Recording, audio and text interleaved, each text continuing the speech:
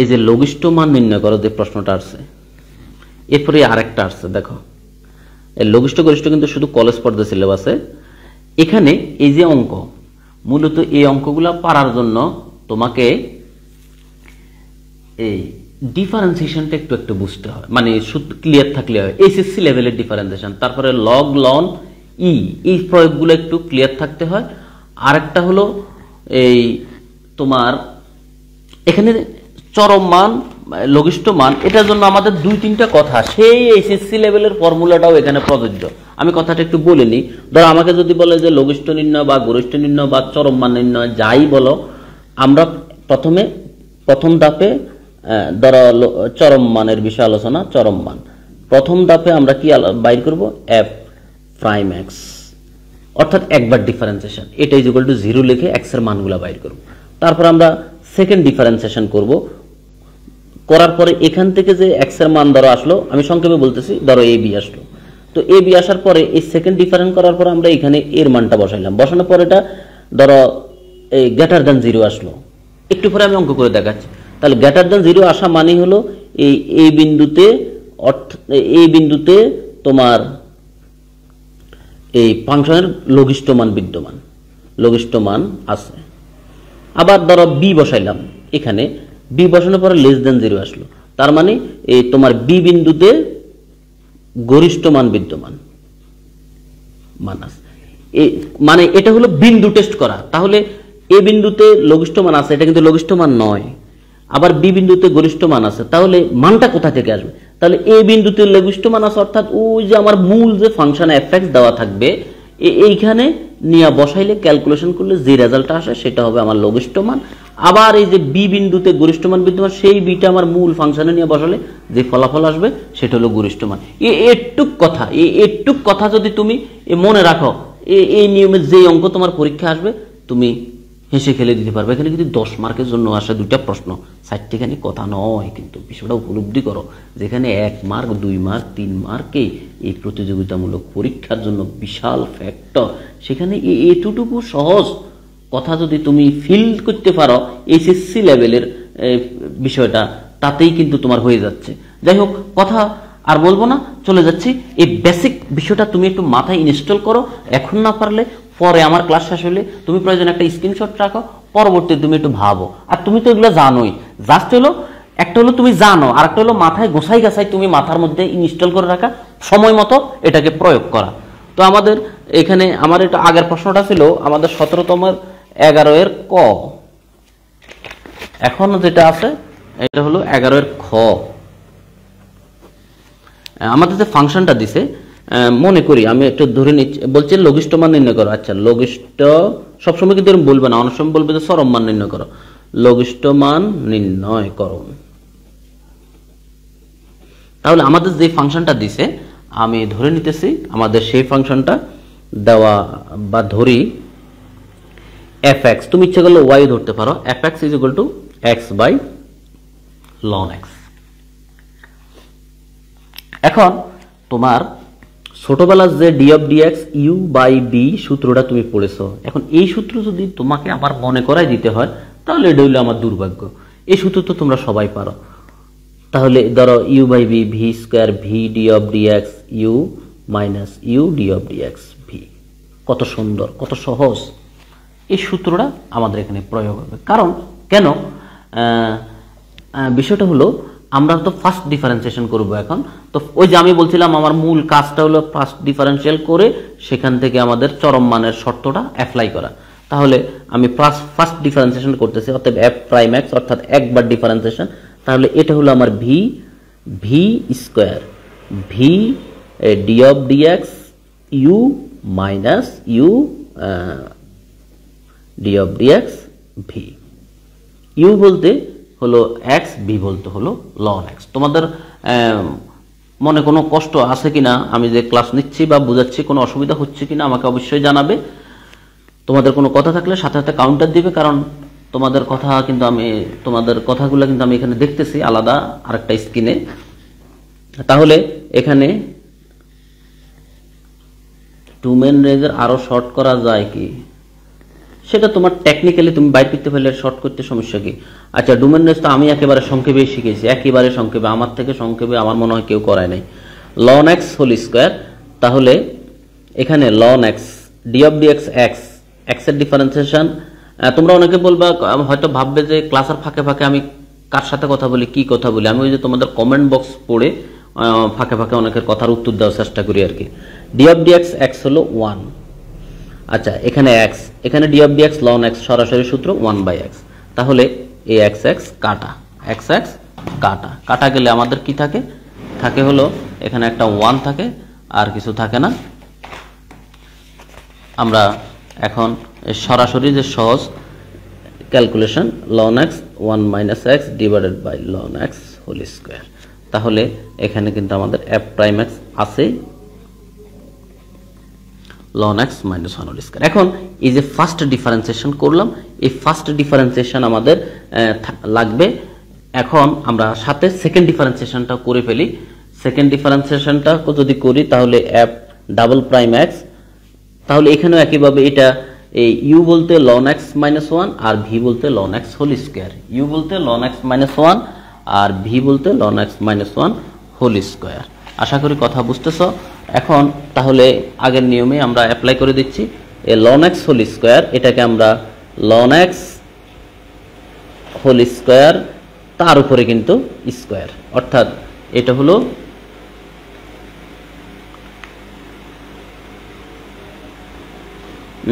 Whole square. তাহলে এখানে এটা হলো ভি, ভি এটা হলো তোমার V D of DX U minus U, sorry এখানে একটা 1 আছে, U D of DX V. আমি আবার একটু চেক করব, এই এটা হলো ইউ, ইউ স্কয়ার, হ্যাঁ U square, U D of DX V minus V D of DX U, V বলতে ln x স্কয়ার আর ইউ বলতে ln x - 1। এখন ক্যালকুলেশনটা ঠান্ডা মাথায় করতে হবে।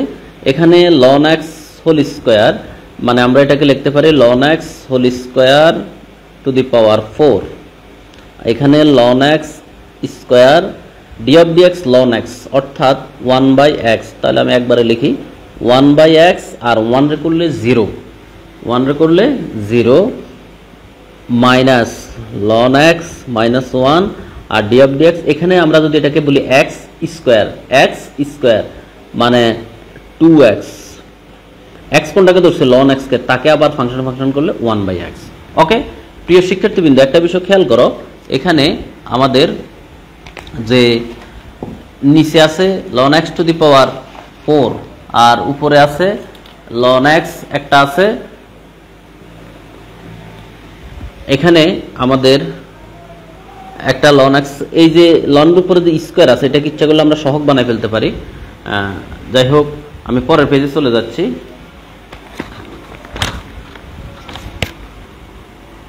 তাহলে আমার এখানে আছে f ডাবল প্রাইম x, নিচে হলো ln x whole to the power 4। আমি যে কথাটা বলছিলাম ln x স্কয়ারকে আমরা 2 ln x লিখছি, কারণ ln এর থাকলে শক্তিকে সহগ লেখা যায় ইচ্ছা করলে, আর পাশে আছে 1/x। এখন আমার ক্যালকুলেশনের সুবিধার্থে আমি এখানে একইভাবে 2 আমি ওই পেজ থেকে গুণ করে দেখে দেখে লিখতেছি ln 1 - x ln x - 1 2 ln x 1/x। এই হলো আমার অপর পেজ থেকে আমি দেখে লিখলাম। এখন লাইভ ক্লাস, স্কুল পর্যায়ে প্রচুর লাইভ ক্লাস দেওয়া হয়েছে, মুসা হুমায়ারা অনেক ক্লাস আছে আমার এই ফেসবুক পেজে এবং ইউটিউবে অনেক ক্লাস আছে। আচ্ছা ln x, এখানে ln x এখানে ln x আমরা কমন নিতে পারি, তাহলে ln x যদি আমরা কমন নেই আরও আছে। আচ্ছা এখানে যে পাওয়ার 4 এটাকে তো এইভাবে লিখে দেওয়া যায়, তাহলে 2 ln x কমন না, 2 ln x কমন নিলে না প্রতি বিভাগ থেকে সিরিয়ালে উত্তর দিতে হবে এমন কোনো কথা নাই, এমন কোনো কথা নাই। তবে যে বিভাগ দিবে ওই বিভাগটা শেষ করে আরেক বিভাগে যাবে, এটুকু আমি বলবো, কারণ খাতা দেখতে না হলে জটিলতা আল্লাহ হয়। তাহলে 1/x, এখানে 2 ln x কমন গেল, এখানে রইল 1/x, 2 ln x কমন গেল, এখানে রইল কত, এখানে রইল 1/x, তাহলে একটা ব্র্যাকেট দিয়ে দিই, 1/x ln x minus 1। আমি আবার বলতেছি, তোমরা হয়তো এগুলো জানো, 2 ln x কমন গেল, রইল 1/x, এখানে 1/x ln x minus 1, এই আর নিচে 4 ln x। এখন এই 2 ln x নিচে, 2 ln x এ কাটা গেলে নিচে শুধু একটা 2 থাকে, আর এখানে 2 ln x তো এটার সাথে কাটাই গেল, এটা নাই, কাটা গেছে আবার পাইবা কই, অনেকে আবার খুঁজবে একটু পরে, বুঝতে পেরেছ? এটা কলেজে, হ্যাঁ এই ক্লাসটা স্কুল কলেজ সবার জন্যই, কিন্তু এই লঘিষ্ঠ অধ্যায়টা কলেজে আছে, স্কুলও নাই। তার আগে আমি যে টপিকস আলোচনা করেছি সেটা স্কুল কলেজ দুইটাই, এই অঙ্কটার পরে আবার যে লিবনিস আলোচনা করবো সেটা স্কুল কলেজ দুইজনেরই সিলেবাসে আছে। আচ্ছা 1/x মাইনাস, তাহলে এটা শেষ, এখানে 1/x, এখানে minus 1/x ln x, minus plus 1/x, তাহলে 1/x। এখন আমরা যদি এখানে x কে লসাগু ধরি, x1 আর এখানে 1, 1 1 2 মাইনাস এখানে ln x, এখানে আছে 2 ln x 2। এখন আমরা যদি এটাকে নিচে মনে মনে 1 বিবেচনা করে, 2 minus ln x divided by x 1/2, তাহলে আমার কি রইল 2 minus ln x divided by, এইটা কিন্তু আমার থাকলো, এটা একটু পরে দরকার হবে। আগে কোনো ইকুয়েশন ব্যবহার করেছি, আগে আমরা কোনো ইকুয়েশন, এটাকে 1 নং দিয়ে রাখতে পারো, f প্রাইম এটাকে 2 নং দিয়ে রাখতে পারো, তাহলে এটাকে 3 নং দিতে পারো। এখন আমরা জানি কি জানি, দেখো এখন যে ক্যালকুলেশনটা করব, এই ক্যালকুলেশনটা কিন্তু অনেকের জন্য কলেজের শেষ ইউনিটগুলো ক্লাস দিলে, হ্যাঁ দিব, কলেজের শেষ ইউনিটগুলোর ক্লাস দিব, এই তো ধারাবাহিকভাবে আমি যাচ্ছি। আমরা জানি এখানে যেহেতু প্রশ্ন বলছে গরিষ্ঠ মানের জন্য, সম্ভবত লঘিষ্ঠ মানের জন্য, তাহলে আমরা জানি লঘিষ্ঠ মানের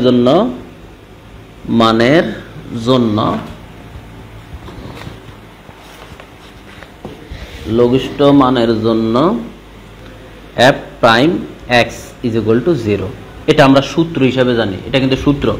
তাহলে এই ক্যালকুলেশনটা সবাই একটু ভালো করে খেয়াল করবে, অর্থাৎ এটার মান 0, এই যে এটা, তাহলে এটার মান হলো ln x minus 1 divided by ln x whole square, এত ইজ ইকুয়াল টু 0।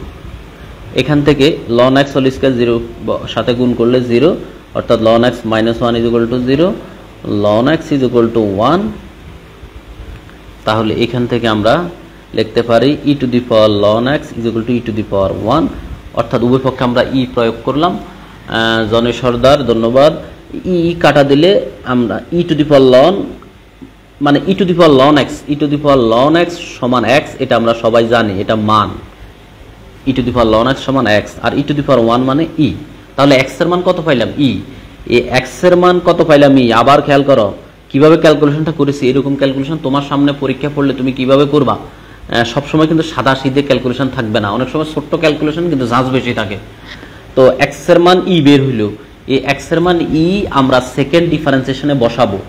x এর মান e সেকেন্ড ডিফারেন্সিয়েশনে বসালে যে যদি সেটা 0 থেকে বড় হয় তাহলে লঘিষ্ঠ মান বিদ্যমান থাকবে, 0 থেকে বড় হয় লঘিষ্ঠ মান ln x to the power 4 ln, হ্যাঁ একই 4।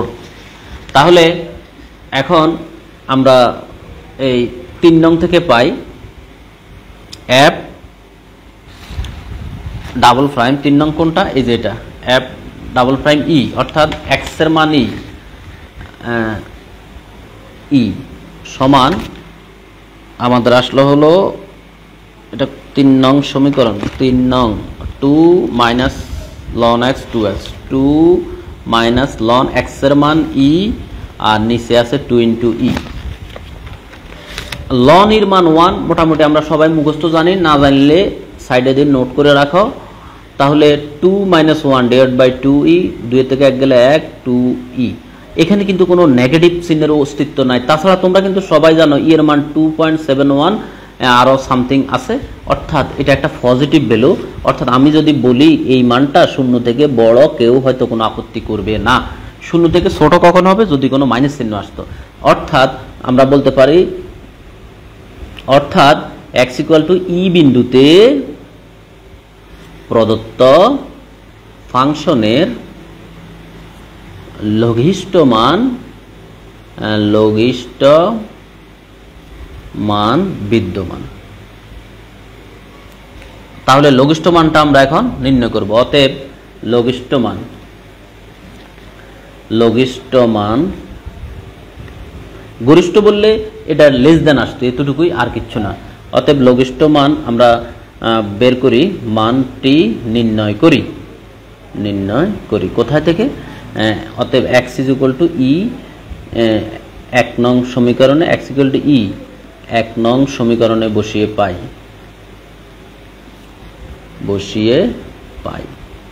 কি পাই? তাহলে ওই যে 1 নং f প্রাইম x এর জায়গায় e, x এর জায়গায়, অর্থাৎ 1 নং কোনটা? আমাদের যে প্রশ্নটা, x বাই x এর জায়গায় e আর বাই ln x, অর্থাৎ ln e। তো e বাই ln এর মান যদি 1 হয় তাহলে e। প্রশ্নে কি বলছে? x বাই ln x এর লঘিষ্ঠ মান নির্ণয়। তাহলে এই অতএব নির্ণয় লঘিষ্ঠ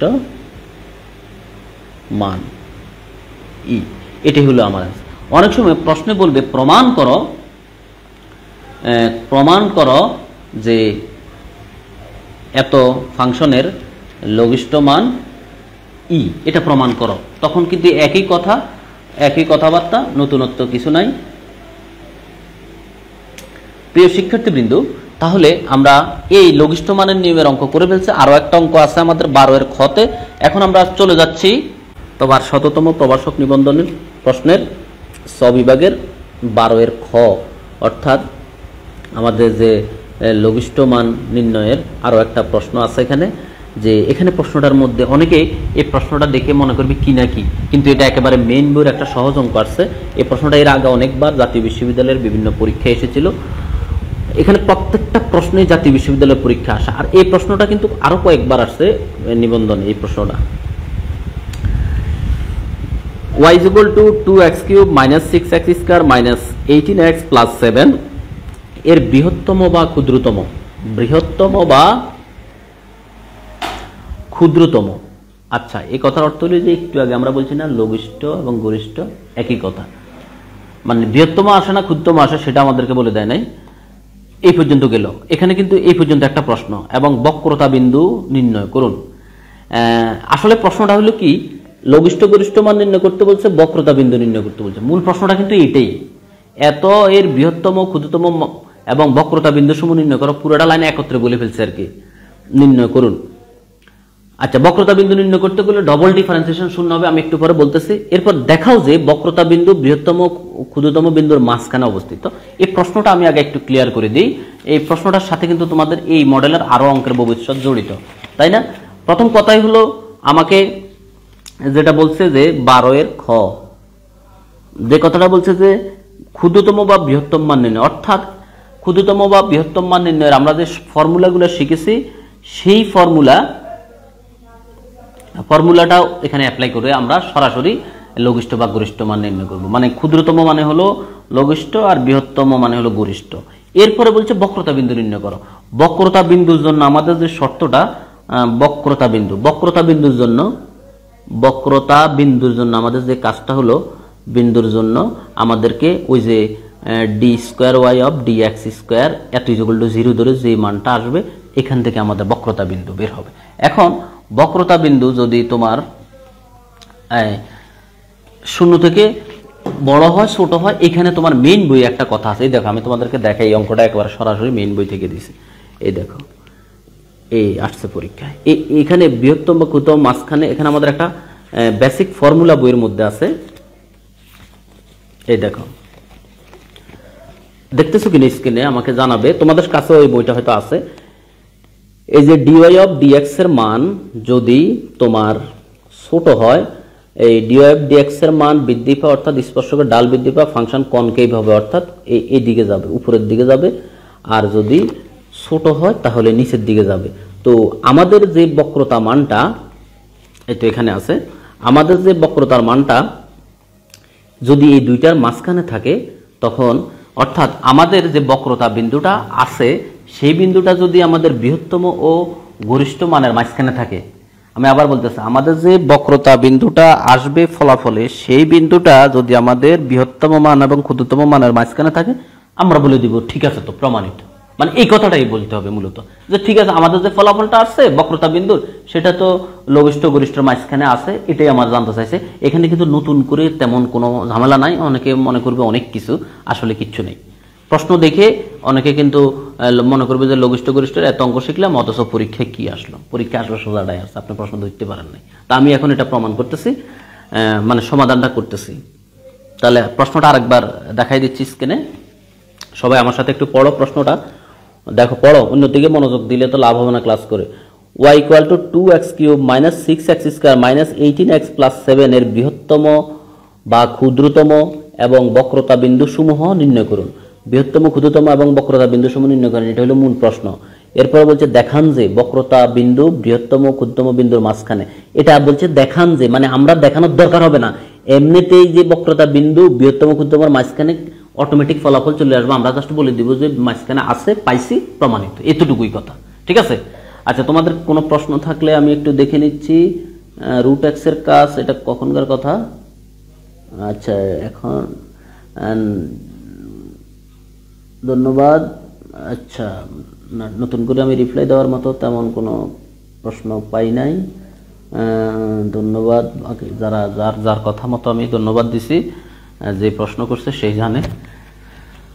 আচ্ছা, তাহলে আমাদের আগের সিস্টেমে আমরা এগিয়ে যাই। এখানে যে আমাদের ফাংশনটা দিছে সেটা কি? ওয়াই ধরে দিছে। তাহলে প্রদত্ত function Y is equal to আমার হলো 2x³ minus 6x² minus 18x plus 7, এ হলো প্রশ্ন। আচ্ছা, y equal to 2x³ minus 6x² minus 18x plus 7, এটাকে এখন আমরা প্রথমে একবার ডিফারেন্সিয়েশন করব আমাদের লঘিষ্ঠ গরিষ্ঠের জন্য। অতএব y অতএব dy অফ dx, একবার ডিফারেন্সিয়েশন করতেছি। তো এগুলো সবাই জানো, x two the power n, x two the power n minus 1 অর্থাৎ 3 মাইনাস 1, এরপরে 6 কনস্ট্যান্ট, x এর করলে 2x মাইনাস 18 কনস্ট্যান্ট, x এর করলে 1, 7 এর করলে 0। এটা হলো ফার্স্ট ডিফারেন্সিয়েশন। একবারে ডিফারেন্সিয়েশন ধরে ধরে করে দিতেছি। 3 দুগুণে 6 x², 6 দুগুণে 12x। এই ডিফারেন্সিয়েশনগুলো কিন্তু অনেক সহজ, কিন্তু এই সহজ জিনিসটা যদি তুমি লিখতে একটু হেরফের হয় তাহলে কিন্তু উপায় নাই, আর কিন্তু অঙ্ক হবে না। এখন আমরা ফার্স্ট ডিফারেন্সিয়েশন করে ফেলছি, এবার আমরা আসি সেকেন্ড ডিফারেন্সিয়েশন, এবং d² অফ dx², আবার ডিফারেন্সিয়েশন করতেছি। 6x² কে করলে 2x, 12x, তার মানে 12x এর করলে 1, 18 তো কনস্ট্যান্ট, ডিফারেন্সিয়েশন হলো 0। তাহলে 6 দুগুণে 12x মাইনাস 12। এখন এখানে আমরা 12 কমন নিলে x মাইনাস 1। তাহলে এই হলো আমাদের সেকেন্ড ডিফারেন্সিয়েশনটা আমরা করে রাখলাম। এখন আমাদের বলছে বৃহত্তম বা ক্ষুদ্রতম মান, মানে ওই লঘিষ্ঠ গরিষ্ঠ। তা আমরা জানি বৃহত্তম ও ক্ষুদ্রতম মানের জন্য ফার্স্ট ডিফারেন্সিয়েশন আমরা কিন্তু একটু আগে নিয়মের অঙ্ক করেছি, এই জন্য এখন আমি সংক্ষেপে আলাপ করতেছি। ফার্স্ট ডিফারেন্সিয়েশন 0, এটা আমরা সবাই জানি। এই মুহূর্তে লাইভে যারা যুক্ত আছো, আমাদের আজকে রাত 10টায় সহকারী শিক্ষক সিলেবাসের ঘ বিভাগ অর্থাৎ শেষ বিভাগের পরীক্ষা নেওয়া হবে। আর এটাই হবে আমাদের স্কুল পর্যায়ের শেষ পরীক্ষা, আজকের পরীক্ষা। এরপর থেকে স্কুল পর্যায়ের আর কোনো পরীক্ষা মূলত নয়, কিন্তু ওই যে আমাদের খ বিভাগ আর ক বিভাগের আরো 2টা পরীক্ষা হবে। মূলত আমি পরবর্তীতে যে বেসগুলো শুরু করেছি তাদের জন্য, কিন্তু আমাদের প্রথম দিকে যে বেসগুলো ছিল তাদের মূলত এটা শেষ পরীক্ষা। dy of dx is equal to 0। তাহলে এটা এখানে আমরা এই যে এটা dy of dx 6x² minus 12x minus 18, 6x² minus 12x minus 18 is equal to 0। এখান থেকে আমরা x এর মান বের করব। তো এখানে মনে হয় 6 কমন যায়, x² 6 দুগুণে 12x, 3 6 18, তাই 6 লসাগু 6 কমন হইলে x² minus 2x minus 3, middle term এগুলো 7 8 এর ফলা তোমরা জানো, 3 একে 3, তাহলে x square minus 3x minus x minus 3, এটা প্লাস দাও ইজ ইকুয়াল টু 0। তাহলে এক্স কমন হলে এক্স মাইনাস 3, 1 কমন হলে এক্স মাইনাস 3, এখান থেকে x minus 3 x plus 1 is equal to 0। তাহলে আমরা এখান থেকে এক্স এর দুইটা মান, একটা হলো -1, একটা হলো -1 আর একটা হলো 3, এই দুইটা মান এক্স এর পাইলাম। এখন এক্স এর দুইটা মান আমরা কোথায় বসাবো? এখানে বসাই আর টেস্ট করব। এখানে এখন এক্স এর মান আমরা এক্স ইকুয়াল টু -1 আর 3, এক্স ইজ ইকুয়াল টু, এখন এক্স ইজ ইকুয়াল টু -1 বিন্দুতে D square Y of D X square, যেটা আমরা একটু আগে বের করেছিলাম। এটা কত? 12 ইন্টু এক্স মাইনাস 1, 12 ইন্টু আমাদের এক্স মাইনাস 1, তাহলে এখানে -1, 12 ইন্টু এক্স মাইনাস 1, তা এক্সের জায়গায় -1, তার মানে 12 মাইনাস 2 অর্থাৎ -24। এই মানটা শূন্য থেকে ছোট, তাহলে শূন্য থেকে যেহেতু ছোট, এই বিন্দুতে হলো আমাদের বৃহত্তম মান বিদ্যমান, তাই না? অতএব x ইকুয়াল টু -1 বিন্দুতে বৃহত্তম মানে ঘনিষ্ঠ, প্রশ্নের ভাষা যেটা সেটা লিখতে হবে, বৃহত্তম মান বিদ্যমান, এবং বৃহত্তম মান সমান বৃহত্তম মানটা এইখানে বসে আমরা বাইর করব। এই যে মূল ফাংশনে বসে বাইর করতে হবে বৃহত্তম মান y ইকুয়াল টু 2 ইন্টু কত বসাবো? x এর মান -1, এটা বসাইতে হবে কিন্তু। তো -1 হোল কিউব 6, x এর মান -1 তার উপরে স্কোয়ার 18, x এর মান -1 প্লাস 7। তাহলে এই চিহ্নের এই যে 4 5 7 8 এর চিহ্নের ভুল যারা করবে তাদেরকে কিন্তু তাদের কোনো ক্ষমা নাই। এইসব জায়গায় চিহ্নের ভুল খুব ভয়ঙ্কর অপরাধ, পুরো অঙ্কের সর্বনাশ ডেকে আনবে। -1 হোল কিউব মানে -1, -1 স্কোয়ার মানে +1, তার মানে 6 into 1 -1 plus 18 plus 7, -2 -6 -8 plus 18 plus 7। তাহলে এখানে -8 প্লাস 7 থাকে -1 আবার, অর্থাৎ 17। এ হলো আমাদের একটা ফলাফল। আরেকটা মান আছে কিন্তু আমাদের, আবার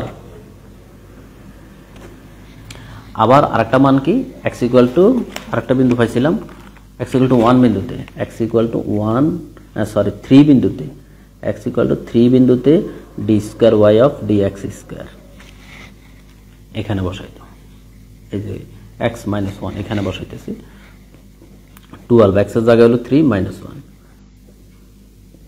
3 থেকে 1 গেলে 2, তাহলে 12 দুগুণে 24, 12 দুগুণে 24, তাহলে এটা তো গ্রেটার দ্যান 0, তার মানে এই বিন্দুতে আমাদের ক্ষুদ্রতম মান বিদ্যমান। অতএব x ইকুয়াল টু 3 বিন্দুতে বৃহত্তম ক্ষুদ্রতম মান বিদ্যমান, এবং ক্ষুদ্রতম মান y ইকুয়াল টু, আমরা 2, x এর জায়গায় কত বসাচ্ছি? 3, x এর জায়গায় বসাচ্ছি আমরা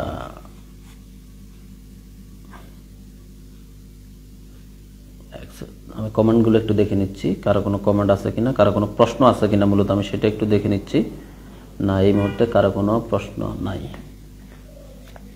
তাহলে আমরা 2 যেখানে x সেখানে বসাচ্ছে হলো 3, তার উপরে কিউব, -6 যেখানে x সেখানে 3 তার উপরে স্কোয়ার, -18 যেখানে x সেখানে 3 বসালাম প্লাস 7।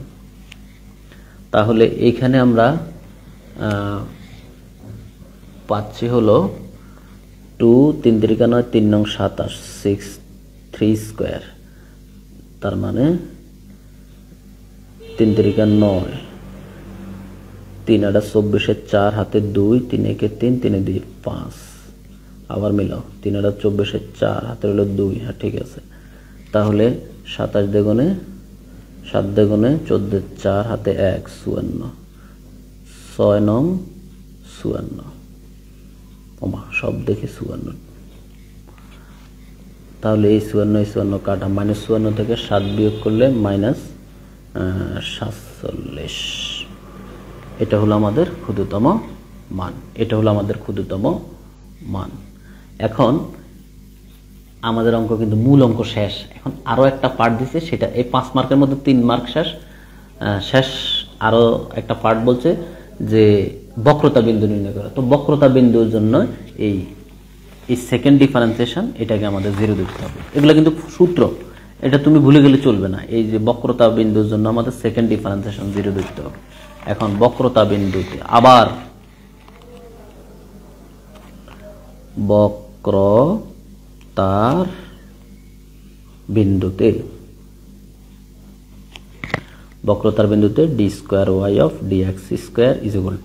এখন এটা আসছে ফর্মুলা থেকে, ফর্মুলা তোমাকে মনে রাখতে হবে। তাহলে d² of dx² আমরা যে ডিফারেন্সিয়েশন করে রাখছিলাম সেই মানটা হলো 12 × x - 1, 12 × x - 1, 12 × x - 1 = 0। তাহলে 12 0 সাথে গেলে 0, x - 1 = 0, x = কত পেলাম 1। এখন যে কথাটা ওই তোমাদেরকে বোঝানোর জন্য যে এই যে বক্রতা বিন্দুটার মানটা তোমার x = 1, এই যে মানটা পেলাম আমরা, এখানে একটা ফর্মুলা আছে। আমি এখন যে লেখাগুলো লিখবো, লেখাগুলো তোমরা লিখলেও চলবে, না লিখলেও চলবে। আমি একটু লাল কালারে লেখাগুলো লিখতেছি তোমাদের আকর্ষণ করার জন্য। এখন x < 1 ব্যবধিতে, এটা তো একটা ব্যবধিতে d² of dx² < 0 আসবে। কেন বলো তো? এই কথাটার মানে কি? x = 1 বিন্দুতে এটা যেহেতু 0, তো x এর মান যদি 1 থেকে ছোট হয়, এটার মানটা 1 থেকে ছোট হবে। এটা লজিক্যালি, কথাটা ভালো করে বোঝার চেষ্টা করবা, টার্নিং পয়েন্ট। আবার x < 1 ব্যবধিতে, তাহলে এখানে একটা কথা আছে, তাহলে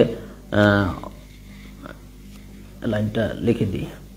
তাহলে অতএব x < 1 ব্যবধিতে, আমি তোমাদের একটু আগে বেসিকটা দেখাছিলাম, ফাংশনটি কনকেভ ডাউন, এটা একটা ইংরেজি শব্দ, ডাউন। এই যে এরকম আমি তোমাদের চিত্র দেখাইছিলাম, এরকম ডাউন, কনকেভ ডাউন। এরপরে আবার লজিক্যালি হলো, আবার x < 1 ব্যবধিতে d² of dx² < 0। কেন এটা? এই যে x এর মান যদি 1 এতে, এটা যদি 0 হয়, x এর মান 1 থেকে বড় হলে এটাও বড় হবে। এগুলা বেসিক আছে, আর এখানে লজিক্যালি কিন্তু এটা আমরা মেনে নিতে পারি। তাহলে এটা হলো কনকেভ আপ, এটাকে বলা হয় কনকেভ আপ। অতএব x < 1 ব্যবধিতে ফাংশনটি কনকেভ আপ। কনকেভ আপ মানে হলো এই যে এটা আপ, কনকেভ আপ। আচ্ছা, এখন মূল কথাটায় আসি এবার। যেহেতু এখানে কনকেভ, একটা তো হলো আপ আর একটা তো হলো ডাউন, আর এটা তো এটার গায়ে, মানে জিনিসটা হলো এরকম, একটা হলো আপ আর একটা হলো ডাউন। এটা হলো আমার মূল বক্রতা বিন্দু, এখানে টাচ করছে। এগুলা বেসিক বই আছে। তাহলে সুতরাং যেহেতু x < 1 ব্যবহৃত কনকেভ ডাউন, x < 1 ব্যবহৃত কনকেভ আপ, এটা তো আমরা লিখছি। সুতরাং x = 1 বিন্দুটি বক্রতা বিন্দু। এই দুইটা লাইন লিখতে পারবা না? একটু খেয়াল করো কিন্তু বিষয়টা।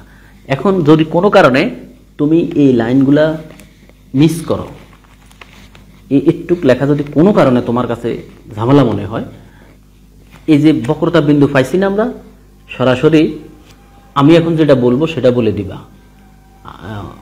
সরাসরি বলবা যে অতএব x = -1 বৃহত্তম বিন্দু। এখন যে লেখাটা লিখবে ডাইরেক্ট এটা লিখে দিবা, আর কিছু না পাইলে। x = -1 বৃহত্তম বিন্দু, x এবং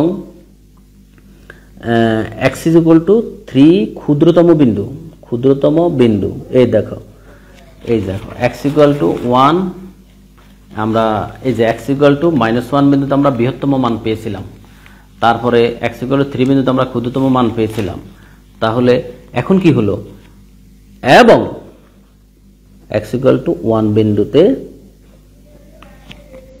1 বক্রতার বিন্দু হয়, x ইকুয়াল টু 1 বক্রতার বিন্দু হওয়ায় বলা যায়, x ইকুয়াল টু 1 বক্রতা বিন্দু হয় বলা যায় যে বক্রতা বিন্দু বৃহত্তম ও ক্ষুদ্রতম বিন্দুর মাঝখানে অবস্থিত। কি বলছে দেখাইতে বলছে, দেখানো হলো।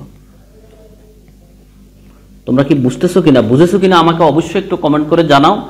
আমি আর বেশিক্ষণ লাইভে থাকবো না, একটু কমেন্ট করে জানাও এই জায়গাটা বুঝছো কিনা। আমি প্রথমে বলতে চাই, আমাদের প্রশ্নেই বলছে যে বক্রতা বিন্দু বৃহত্তম ও ক্ষুদ্রতম বিন্দুর মাঝখানে অবস্থিত। আমরা প্রথমেই যেটা বের করেছি, আমাদের x ইকুয়াল টু -1 এর ভিতরে বৃহত্তম মান বিদ্যমান, x ইকুয়াল টু 3 এর ভিতরে ক্ষুদ্রতম মান বিদ্যমান।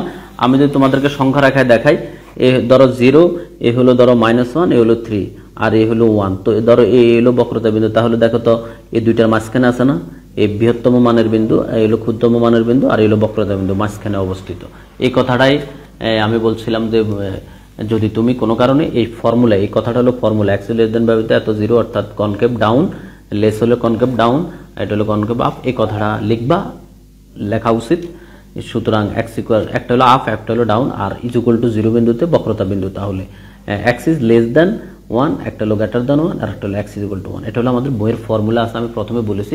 কোনো কারণে এই জায়গাটা তুমি মিস করলে তুমি কিন্তু অলরেডি এমনিতেই বুঝতেছো যে আমাদের যে তিনটা বিন্দু, একটা হলো -1 বিন্দু, একটা হলো 3 বিন্দু, আর একটা হলো 1 বিন্দু, তাহলে এটা হলো বক্রতা বিন্দু, এটা এর মাঝখানে আছে, স্বাভাবিকভাবে আমরা বুঝতেছি। আর স্বাভাবিকভাবে কথাটা বলে দিচ্ছি, x ইকুয়াল টু 1 বিন্দু বক্রতা বিন্দু হওয়ায় বলা যায় বক্রতা বিন্দু বৃহত্তম ক্ষুদ্রতম বিন্দুর মাঝখানে অবস্থিত, দেখানো হলো।